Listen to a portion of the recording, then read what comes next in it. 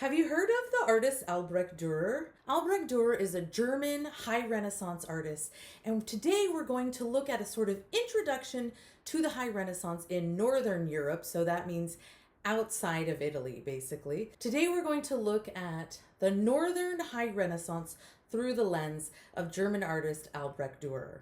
I'm Dr. Megan Lorraine Debin, and I'm an art historian, and this is Art Trippin Lecture Series.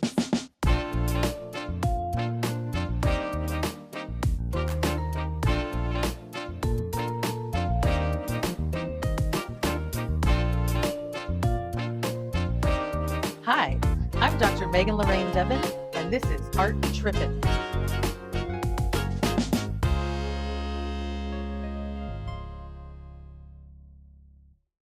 So let's start with Albrecht Dürer's Portrait at 28 from 1500.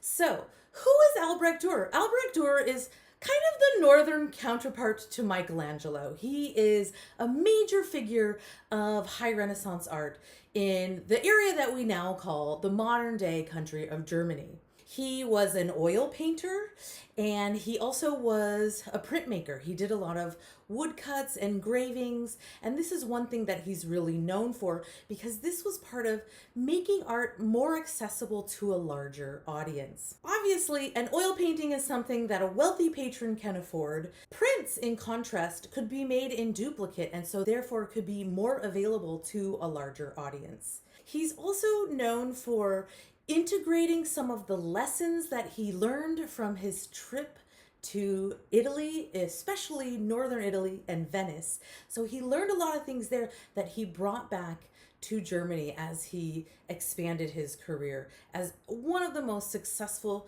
Renaissance artists. Albrecht Dürer is sometimes called the Michelangelo of the North or the Leonardo of the North, and he really became sort of an international celebrity.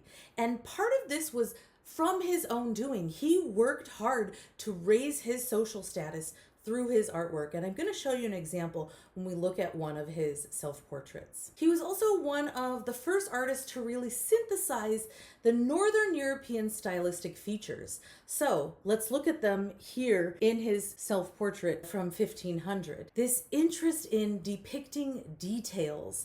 Look at the texture of the curls of his hair, the fur on his collar. All of this interest in detail and texture is characteristic of the Northern Renaissance. We also see a really realistic rendering of objects and an interest on different surface textures in Northern European art. And we see that Albrecht Dürer was able to blend these Northern stylistic features with Italian features that he learned from his travels in Italy.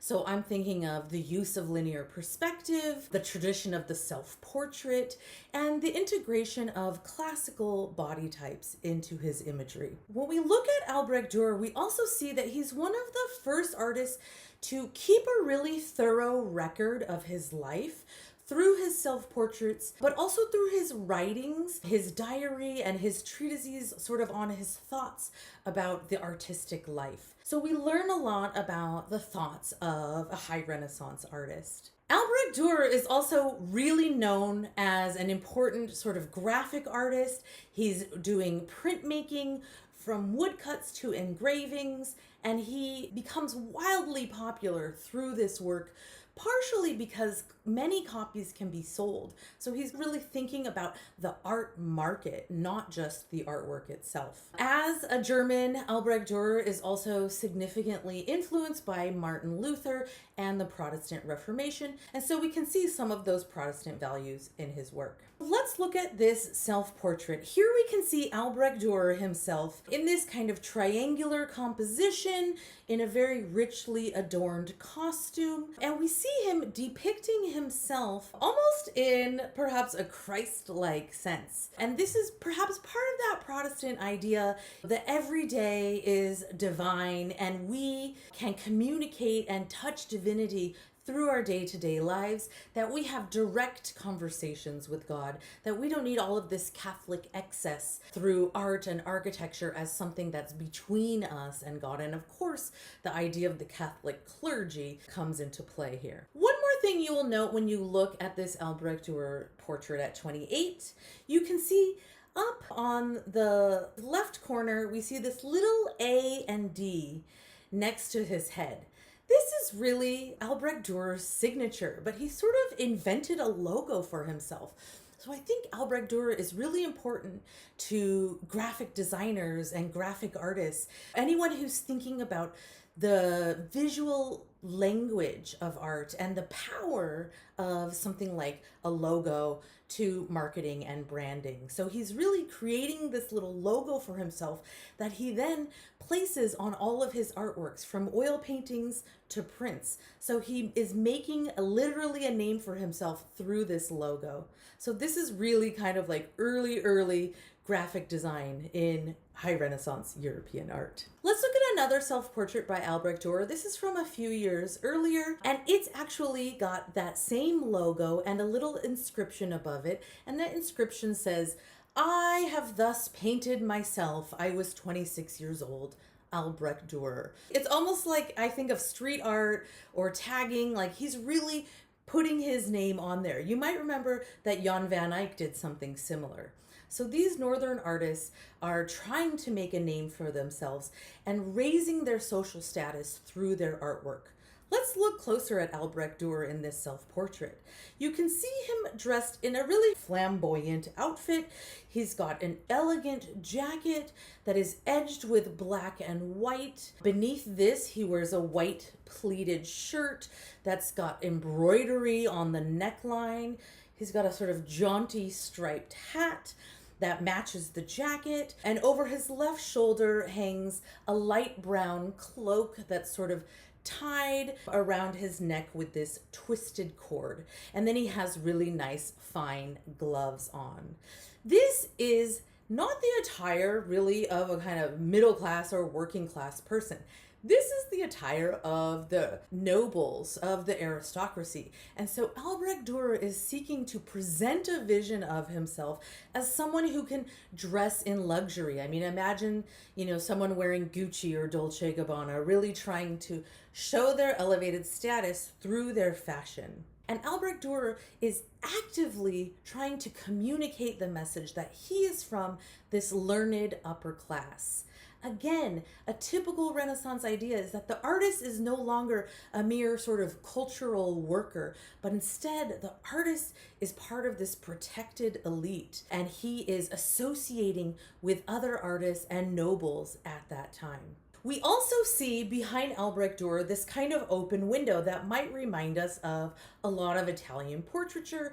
I'm thinking of the Duke and Duchess of Urbino, or even the Mona Lisa. This trope of placing the figure next to the window is very typical in Italian Renaissance art, and some of these lessons Albrecht Dürer took from his travels to Italy and brought them back to his work in Germany. We see in the background kind of green fields giving way to a tree-ringed lake, and beyond that, it's a little hard to make out there. There are snow-capped mountains. So this is probably a reminder of Albrecht Dürer's journey over the Alps 3 years earlier. And he took this journey and traveled to Italy, where he engaged with and met with other artists, was influenced by their styles, and also influenced their styles. This act of depicting the distant landscape that's viewed through a window is a device that we also see in portraiture from the Netherlands. At this point in history, the Germans still tended to consider the artist as a craftsman, a worker. This had been the conventional view during the Middle Ages.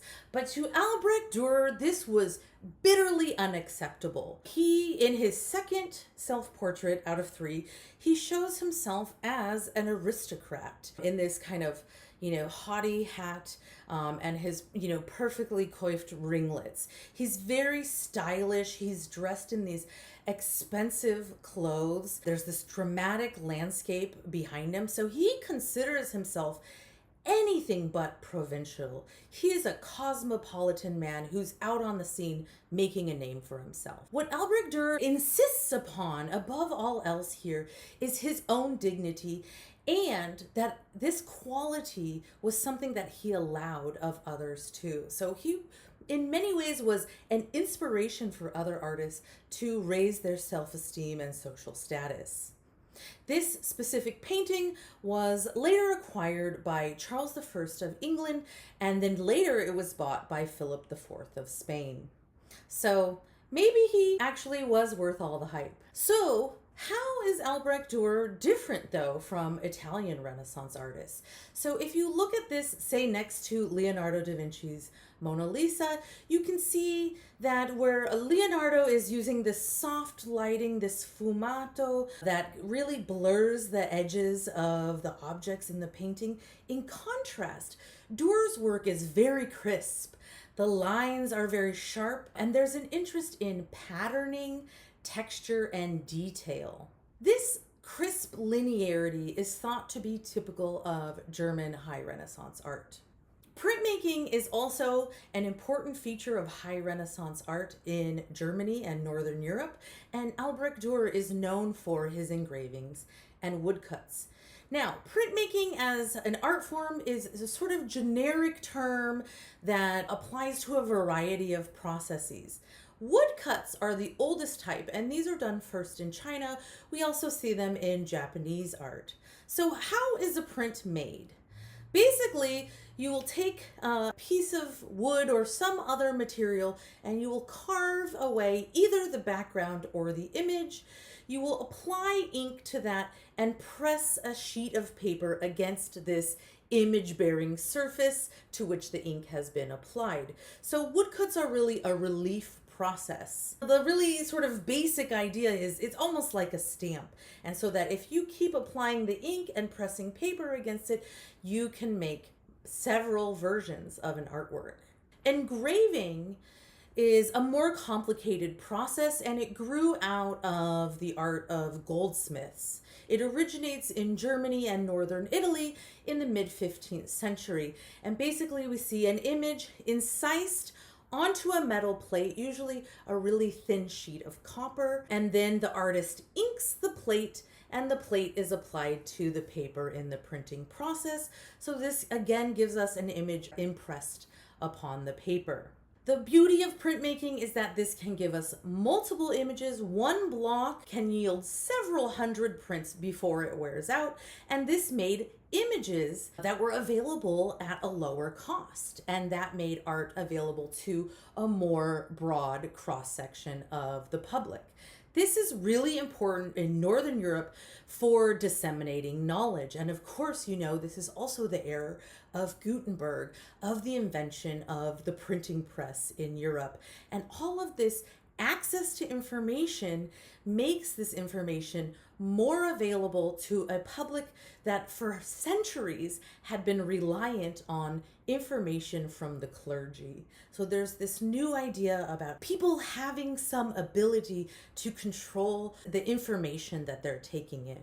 Okay, let's look at one last image by Albrecht Dürer. Here we're looking at Adam and Eve, an engraving from 1504. So remember, an engraving is carved onto metal as opposed to wood and then printed. Here we can see that Albrecht Dürer, through the bodies of Adam and Eve, has really looked at the canon of ideal human proportions based on Roman copies of Greek statues. This is probably the kind of artwork that he saw in Italy, and that influenced the way he depicted the human body in a more Italian style. Now, if we look at the landscape behind these figures, this is where we see that Northern Renaissance attention to detail, attention to texture, and the variety of surface textures. We will also see a very typical Northern Renaissance feature that is the use of symbolism. So we see certain objects in this image that have this symbolism. So for example, there's a little mouse that is a symbol of Satan. We also see Dürer sort of mixing these tropes from antiquity, showing off his education, showing off that he's well-versed in the art both of Italy and his own country.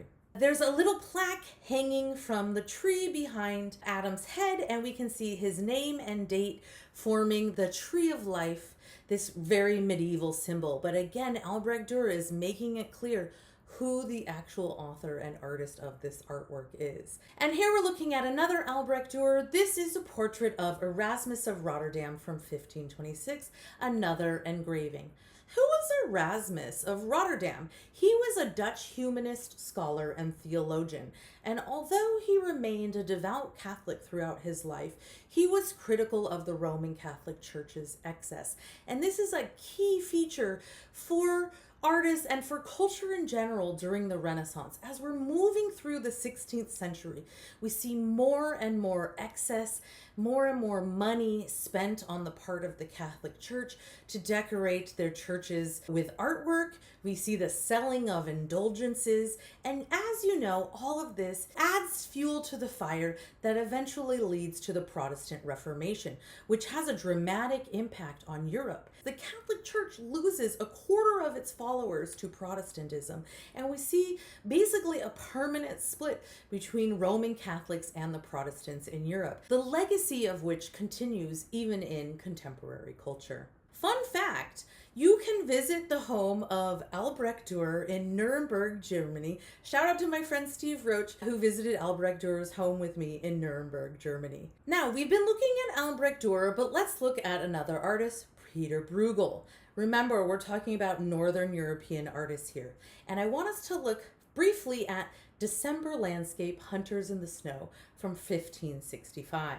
So what we see during the High Renaissance in Northern Europe is actually the development of landscape painting. So typically in Italian Renaissance art, the landscape is something that's shown in the background of a portrait or of another scene, a religious scene, or even a secular scene. The landscape is thought of something as secondary to the main action of the painting. However, in the north of Europe, we start to see a focus on the landscape as worthy subject matter. We see artists really interested in nature and asserting the importance of nature, not man, as the measure of all things. So this is the difference between Italian art and Northern art. The Italians centered humans. They're coming out of this humanistic tradition where man is the center. And here in the North, we see a shift away from that individualism and a focus on nature. So these are really some of the first paintings in Western art history that have nature as the focus, not a specific event related to humans. In some cases, nature is viewed as an adversary, something associated with thieves or danger, sort of in contrast to the city or the town as a site of civilization. So this idea of wilderness also carries some connotation of fear and danger. But artists really start to become interested in focusing on nature in their art. So here in this Peter Bruegel, we see this vast alpine landscape. You see the mountains off in the distance. In the foreground, we have a few men coming back from hunting. They've got their dogs in tow. They haven't had a very successful hunt. They're coming back with a little bit from their hunting trip. You also see off to the side some people preparing a fire, preparing to cook, and down below this grand vista, and we see a scenic view of a kind of typical Northern European town. You can see people ice skating on the frozen lake, and there's really an attention to the sort of daily life and the lived experiences of sort of regular everyday people. This was something that we can really celebrate Bruegel for, because he did a lot of artwork that focuses on not holy figures, not aristocratic portraits or images of the divine, but really simple, common people engaging in peasant life. This really represents a social shift where we see an interest in the quotidian or daily life of the common people. Now, I know I've been talking about Northern Renaissance, but I want to throw one Spaniard in there. Here's El Greco's Toledo from 1600. Now, when we're talking about Renaissance art, we generally sort of look at Italian art and sort of put everything else in a separate pile. Obviously, Spanish art is different from Dutch art, which is different from German art. But in general, we see some trends that link these areas outside of Italy. And the development of landscape is something that we also see in Spanish art through the work of El Greco. Here is a view of this small town outside of modern day Madrid called Toledo. And if you look at El Greco's painting, you see this kind of mannerist drama, and this almost looks like a modern painting. We have this kind of wild, dramatic landscape.